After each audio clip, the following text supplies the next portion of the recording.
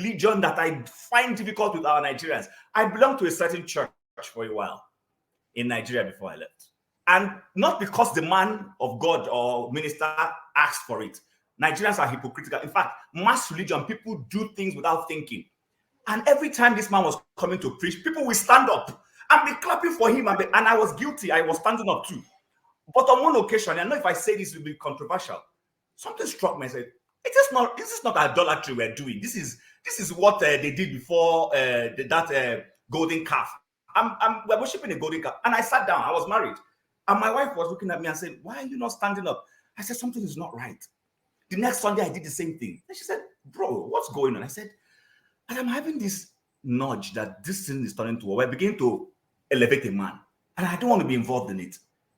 Guys, this is a true life story. The next Sunday, this minister addressed it. He got there after the whole normal mammoth human crowd. And he told the people to stop standing up for him, that he's a man, and that he doesn't want to fall under the guilt of God. Now, the next Sunday, people still repeated it. He found a way around it. And henceforth, when it's time for him to come and worship, somebody steps in first to say, bow down your heads, let us pray. And while people are praying, he steps up to come to preach. And I told my wife, I respect this man until the day I leave this place. What am I trying to say is this? As human beings, we have a tendency to throw away our senses. But there's always a moment when this God that some of us don't want to believe will call you and say, there's danger in what you're doing. Many of us refuse to listen.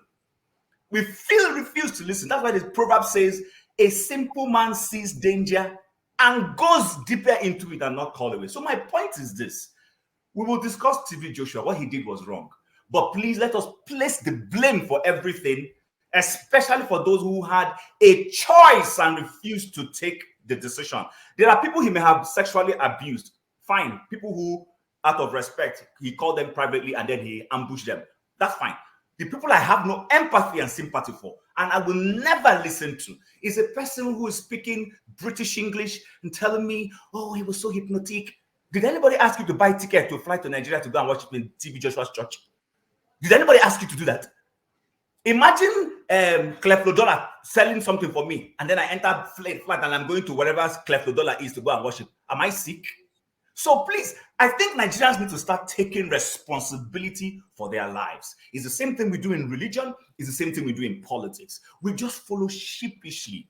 We don't even read this Bible that they've given us to see the truth for it. And then we come here bashing Christianity and then throw it a blanket this thing across everybody. That's not right. Christianity, God says, I have led before you good and evil. Choose good that may be well with you. But if you choose evil, this is the direction it will take you to. We always forget these things, that this God that we always try to bash and people are creating problem for him.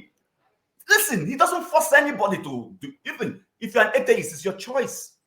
If you don't believe there will be a day of reckoning of heaven and earth, it's your choice. But when the time comes, you bear the responsibility for it. So I think the responsibility lays at the foot of the victims. They chose to be victims. I get scam emails every day. I'm trying to change careers. I get scam emails. People who probably know I'm trying to do that are sending me false things. Some of them I open, I delete. Because I know how a good employment interview is going to come. I'm not going to fall for anything because of desperation.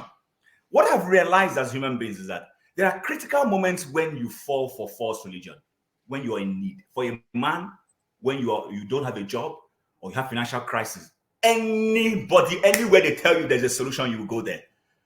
For a woman, when she's looking for a child or she's looking for a husband, anywhere they tell her there's going to be a solution, she will run there. Please, people, when you have challenges, learn to be critical, learn to evaluate things. Don't be following everything you see. That's the